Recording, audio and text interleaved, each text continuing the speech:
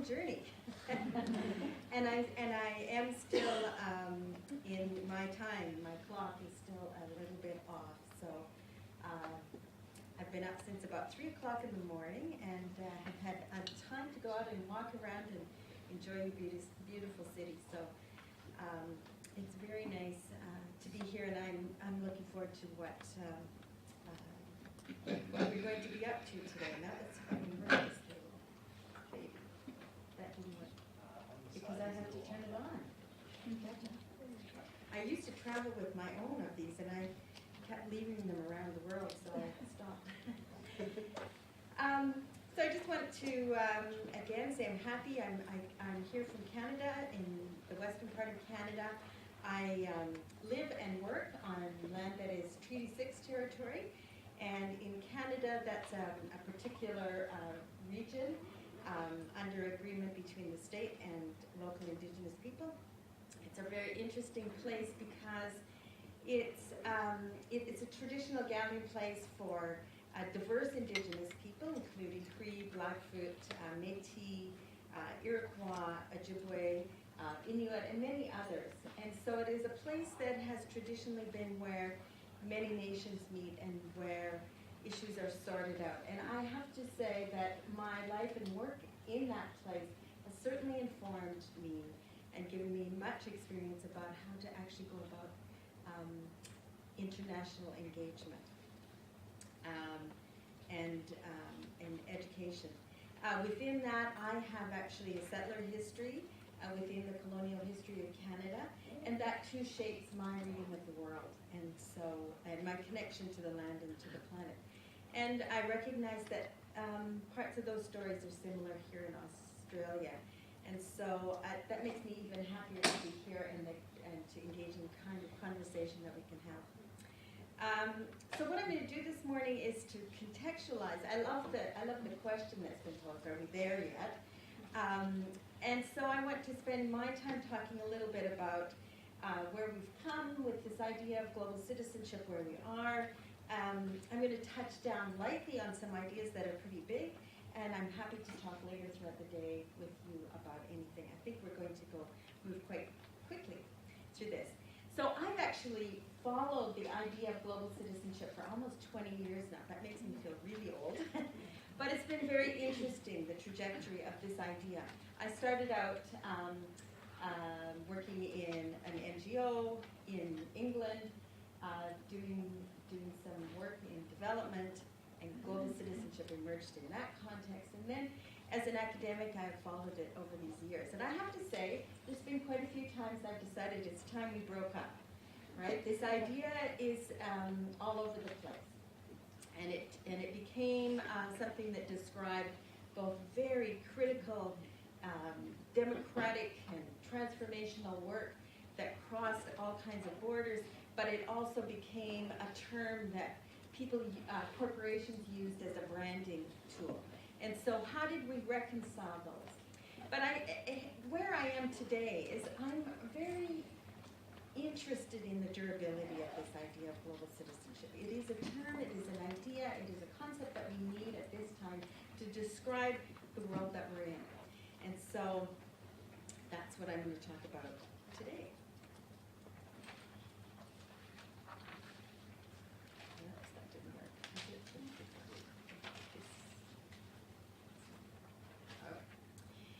So I'll just talk, so over those 20 years, so I've learned a few things in those 20 years about the idea of global citizenship. So first thing is when we talk about it within education and within curriculum, it can be understood as what Ray Land talks about as a threshold concept. That once people encounter it and understand this idea that goes beyond borders, that we're talking about a deep engagement beyond the idea of national citizenship.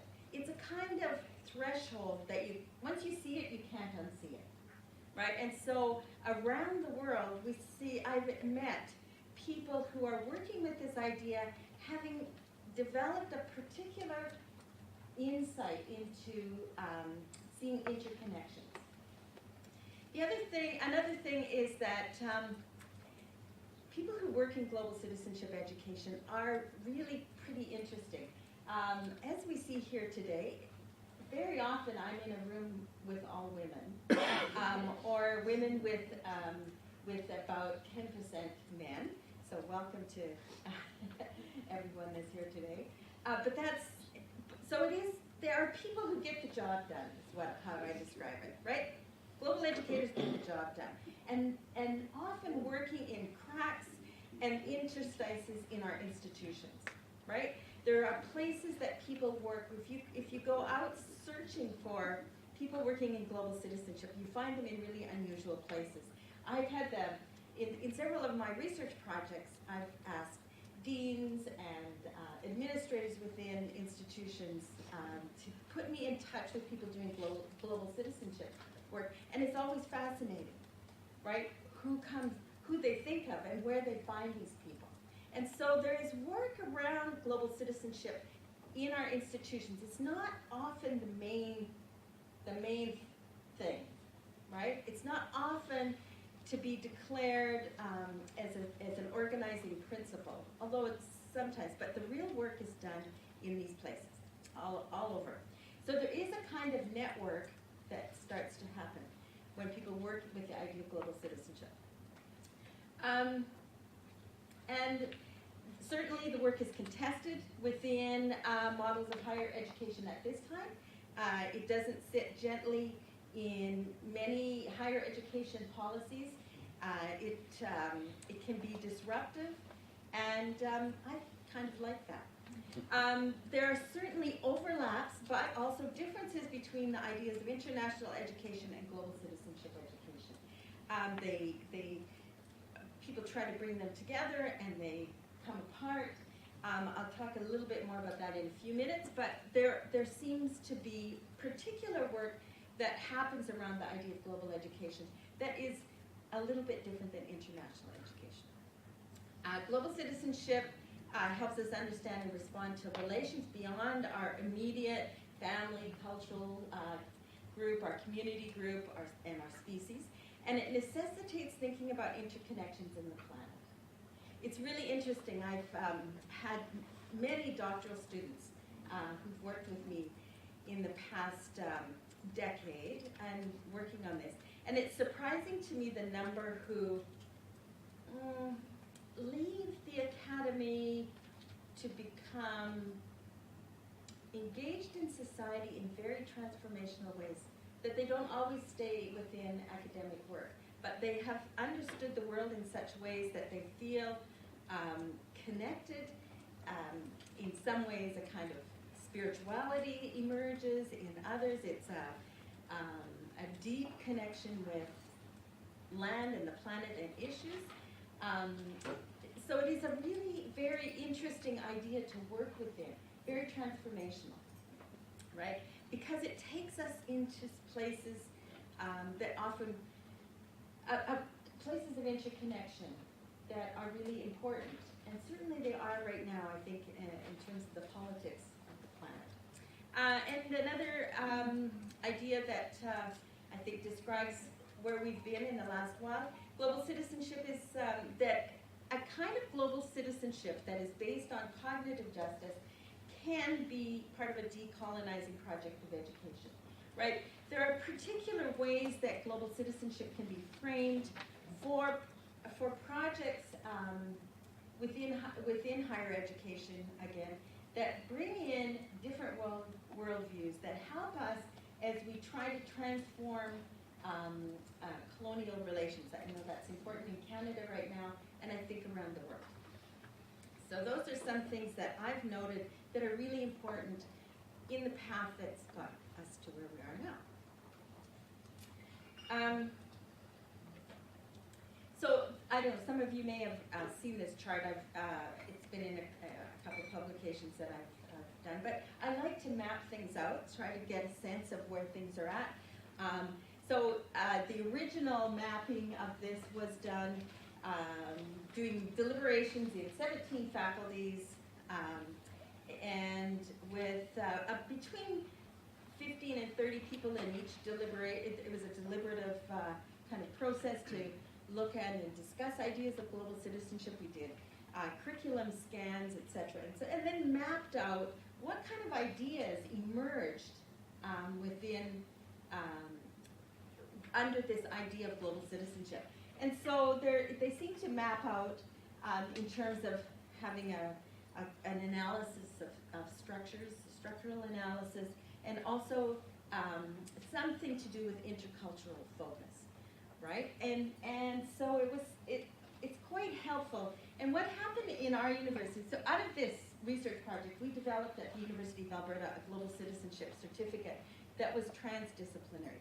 It sat outside any one faculty, which was a real pain to get through the institution, I tell you. But it was pretty, in the end we did it.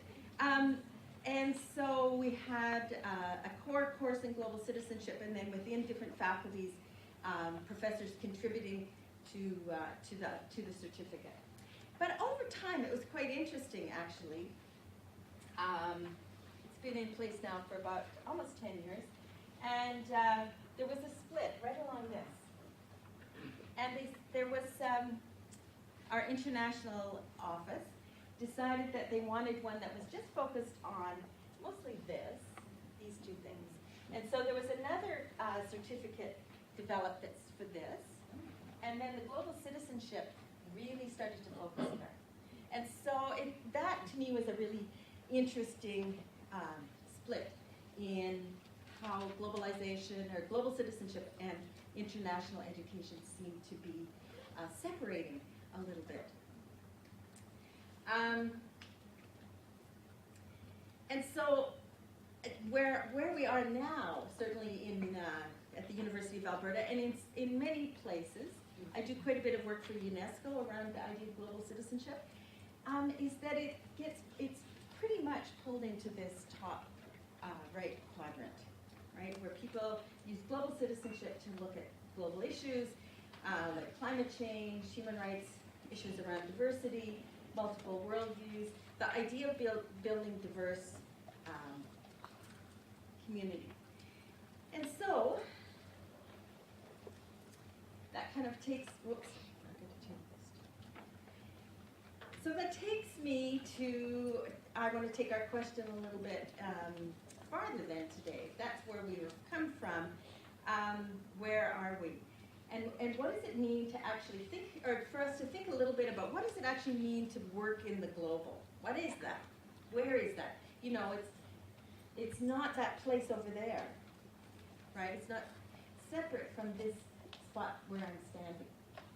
And so Bruno Latour talks about how we need to abandon the idea of living on the globe, right? That really where this work is, where we live and work, is in a very thin slice of life on the planet. And Latour says there's no globe that corresponds to the old ideas of modernity, of universal history, universal experience, of unending progress, of domination, that the old picture of the blue planet hanging out in space was really a kind of an idea of conquering, of man conquering space, right? There we could look back at our little planet, and the idea of this progress linked to modernity. And Latour reminds us that we need to reorient away from that idea of the globe of globalization as an object on which we live and have citizenship. And humans are not outside the world. We live in that small slice, a critical zone, a thin layer, where we are co-subjects. We're co-subjects in a living system. Wade Davis, an anthropologist, talks to us about how in that thin slice of existence, we work within the ethnosphere, right? The idea that there is all the dreams and languages and knowledges on the planet exist in an ethnosphere that is as vital to survival as the atmosphere and the biosphere.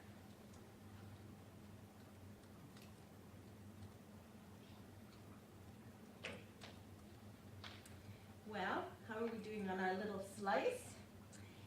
So actually, often lately, this is the image that we see when we think of the globe and the place that we live.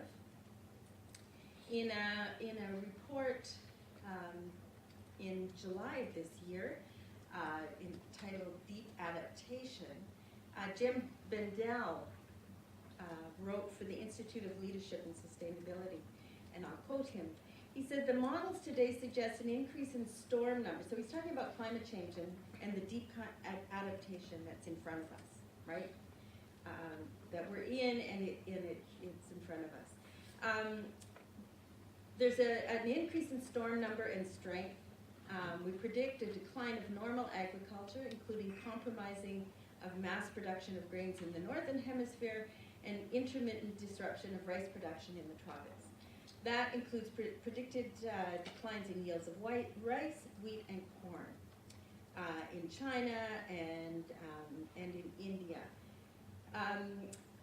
Naresh Kumar projects a 25% reduction in wheat yield in India, and the loss of coral and the acidification of the seas is predicted to reduce fisheries.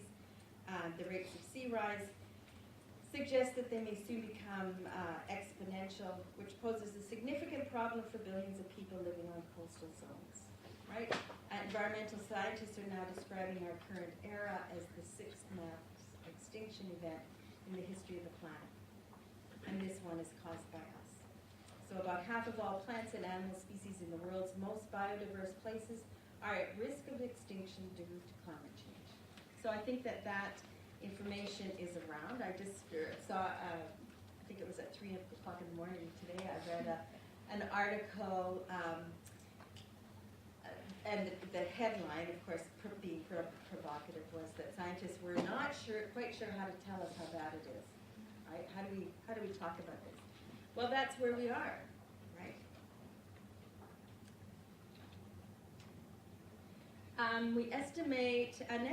There's an estimate of 8 million tons of plastic that enter the ocean each year. Now that's a stat from 2017. I know that there's been an increase in research to look at that quantity, and 8 million tons is really quite low, but there isn't a real exact number that I can. But this is affecting all life on the planet.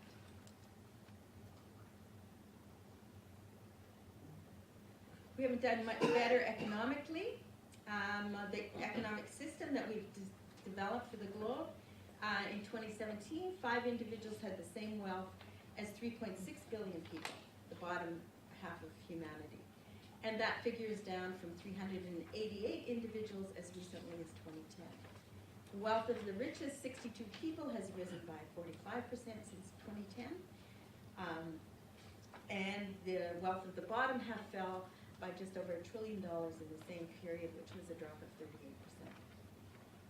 The average income of the poorest 10% of people in the world has risen by less than $3 in each year in almost a quarter of a century. So our distribution system within our economic, our global economic system is certainly created a precarious living reality for everyone on the planet. As a result of environmental, social, and economic crises, we find refugees with no refuge. The World Bank in 2018 reported that countries need to prepare for over 100 million internally displaced people due to the effects of climate change, in addition to around 68.5 million international refugees, right? So we must be critical here of global, so this positions global citizenship education in particular global realities, right?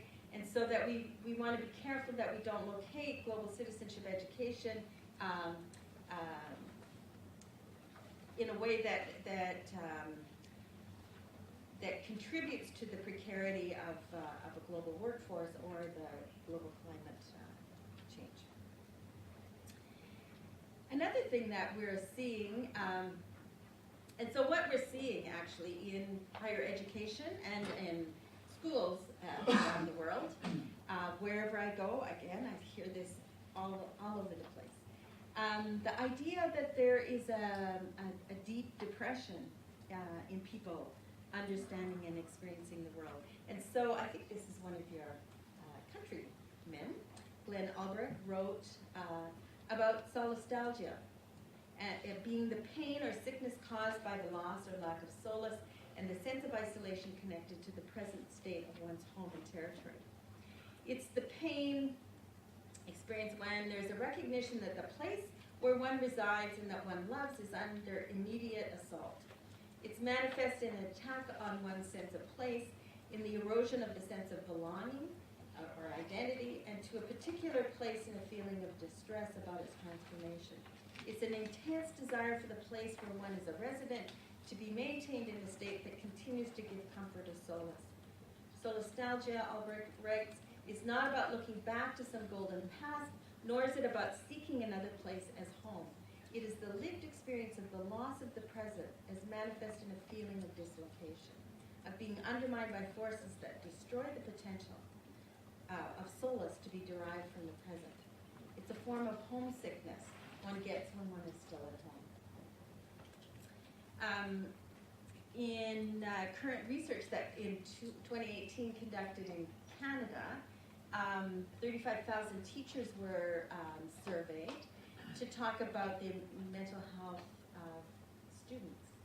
And 90% of teachers say that the number of students with emotional challenges has increased. 85% of teachers say students have more significant social challenges. 85% of teachers say the number of students who need support has increased. 85% of teachers say there's an increase in anxiety disorders and as well as an increase in depression. Beside that, we see that within higher education, there's been a big focus again on mental health for students. Certainly, again, in the Canadian context, rise in serious mental health issues, right? A significant rise in suicide rates. The statistics out of the UK are really alarming when it comes to despair in higher ed student populations.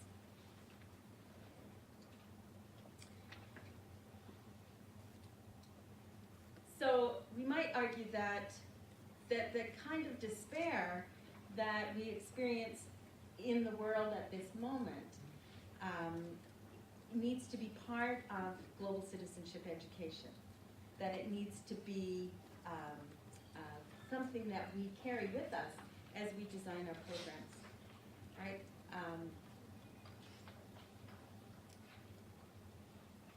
So I want to talk for a minute about, so how would we do that? So how do we take that and put it to work within this idea of global citizenship within our institutions? Manfred Vax-Neef, who is an economist from Latin America and also an environmentalist, wrote a really interesting article in 2007 where he talks about transdisciplinarity as a way of shaping the work that we do. And certainly the idea of global citizenship becomes, certainly the idea of global citizenship fits within this.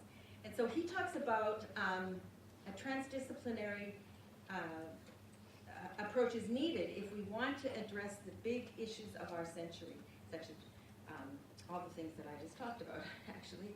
And so what we can do within higher education is find spaces where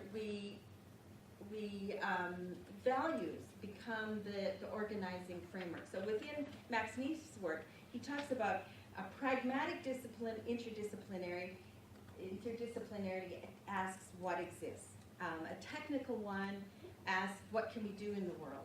A normative interdisciplinarity asks what do we want to do in the world. But the thing that shapes it overall is a values an ethical position, a focus where we're talking about what should we do and how should we do it.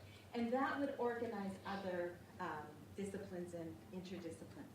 And I think it's at that place that global citizenship can serve as a really important ethical frame. A Cree scholar, Willie Ehrman from Canada, writes about the ethical space of engagement. He talks about, he comes into that space, he's a legal scholar, he talks about ethical space as a way, a place that we create, a space that we create where different worldviews can be encountered, where we can sort through ideas and issues, including different worldviews. And he talks about how, he says, the processes of reconciling ethical, moral, and legal principles necessary in the encounters that we need right now to address issues will require a depth and intensity of cross-cultural cooperation that has few examples in modern history. Ehrman describes how the universalism imagined in Western philosophy and enacted in centuries of political and economic domination around the world tends to separate most worldviews from that of Western thinking, with the idea that Western thinking and ways of living are inherently superior.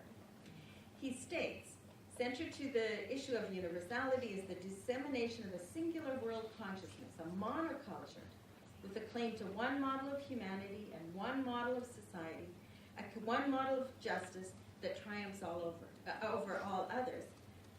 And it suggests that that it's a claim to a God's eye view on humanity, and that perspective is located in the West. So he talks about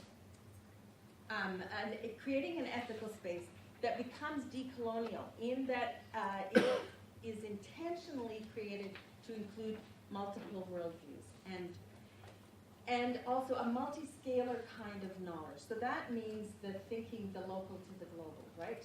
That doesn't demand universalism or hierarchy. And he talks also about the pedagogy of an ethical space, and that within that space, the principles that guide that space is the idea of all affected, right? So human and non-human and different worldviews that are allowed and nurtured within this space. Within a pedagogy of ethical space would also be based on the idea of kinship that is expanded, kind of a radical kinship, maybe like Donna Haraway talks about odd kin, that we begin to see our kin as different species as well. And so,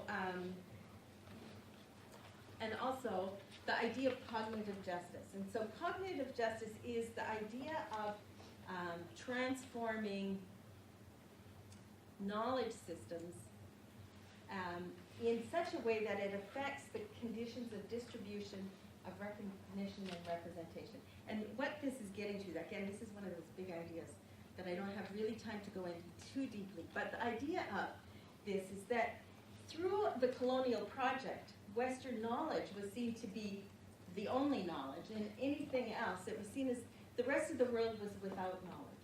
And so what Boaventura de Sousa Santos talks about is that created a great abyss, and where knowledge that existed anywhere outside of the Western academy, the Western view, was seen as non-existent, was made invisible. And so projects of cognitive justice require a shift that makes other worldviews and knowledges visible. And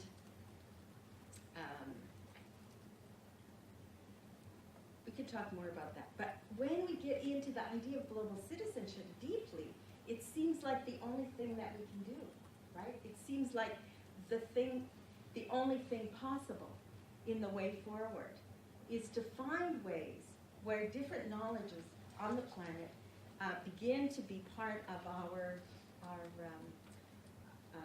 knowledge systems, our shared knowledge.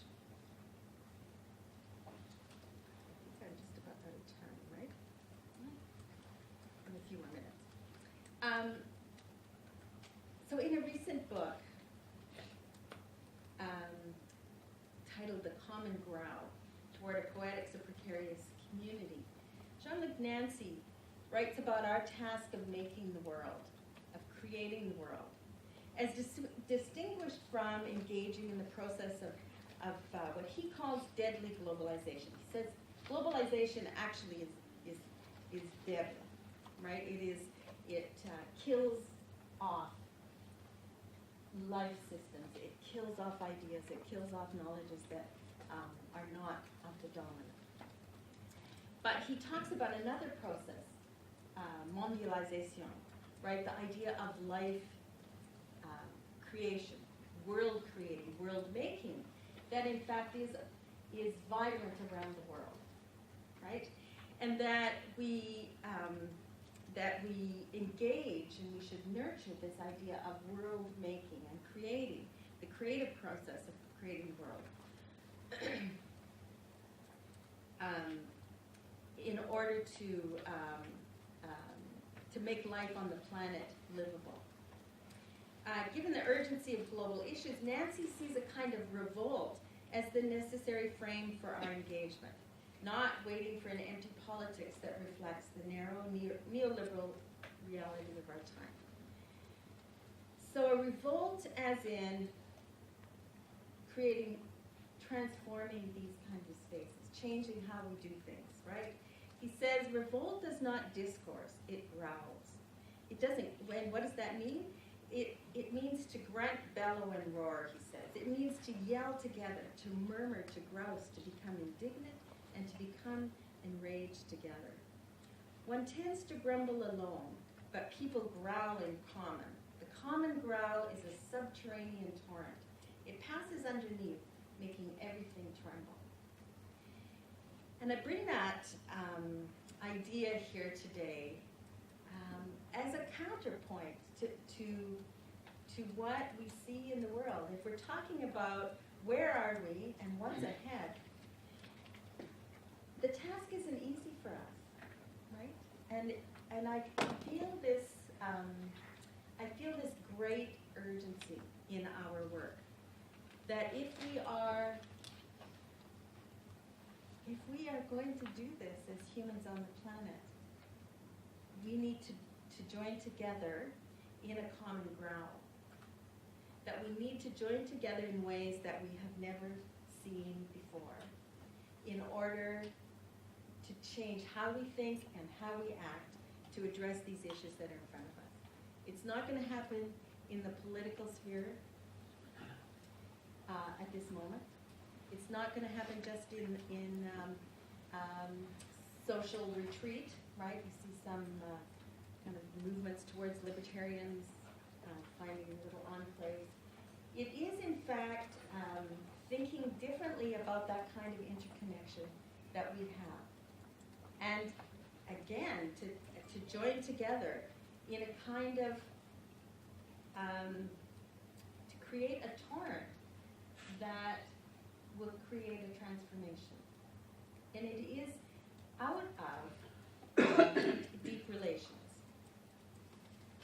And so one of the things that I've been working with lately, and again, it's work in UNESCO of all places, speaking of beasts, but there are spaces where the questions are being asked. You can't enter into these discussions, you can't see these things and then unsee them. You can't see the things ahead of us and say, I'm just going to do things as I was.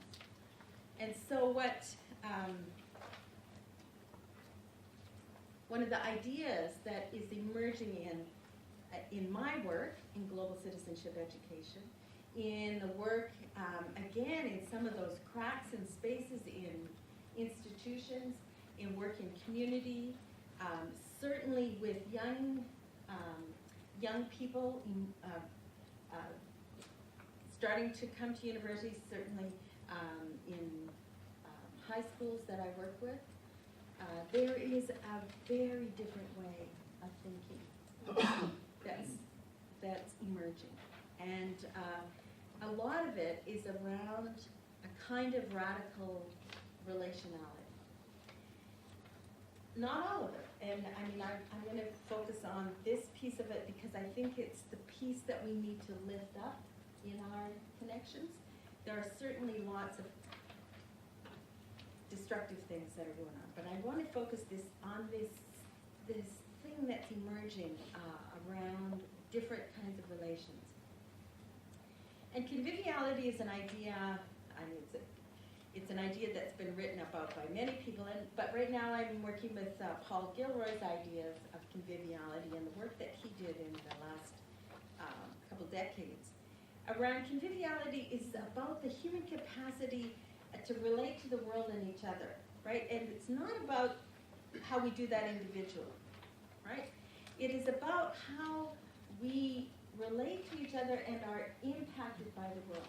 We're in the world and we are impacted by the world. We cannot see ourselves as somehow outside these things that we've created.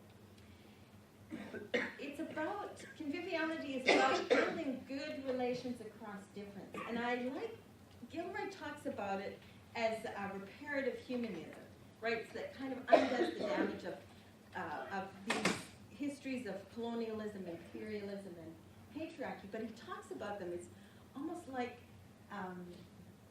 banal relations, right? We practice them in our everydayness of good relations. Conviviality is about reconstituting through relations these structures and power relations, right? It is creating, it's how we would actually make that ethical space that Willie Erman discusses. And conviviality speaks to a deep kind of relation that has an endurance, right? An endurance for everyday, ongoing relations, drawing on the strength of pluralism. And the relations that here are not just with maybe the folks in the room, but also with other species, right? With people who are the stranger in our midst. And for those of us who do this work in global citizenship, we see the connections that go, out into the world, right? You see the multi-scalar relations.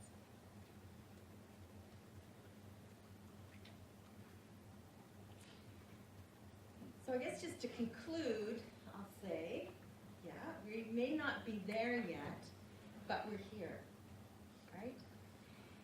And as we look into the future of life on the planet, the task of addressing pressing environmental, social, and economic issues requires us, as citizens with a planetary worldview, who understand deeply how to collaborate. The shift required to move from current models of education based on preparing individuals to seek personal fulfillment and participation in a global economy toward education that prepares people who are able to live together with the view of sustaining life on the planet will take a systems approach, thinking deeply in all directions, not just through the lens of Western progressive modernity. So we're thinking deeply in all directions. It will require broadening not only the knowledge systems that contribute to the goals and the content of our education, but a fundamental shift in relations among people and also with living things on the planet. It will require teachers prepared to work with personal, cultural, and worldview differences, with controversial knowledge, and with an awareness of the interconnection of humans within the natural systems of the world, including the limits on these systems. It will require leaders who are able to weave the institution and the community, in its broadest sense, in convivial relations of sustainability. Global citizenship education provides both knowledge and practice to do this. It is an educational praxis for life on the planet.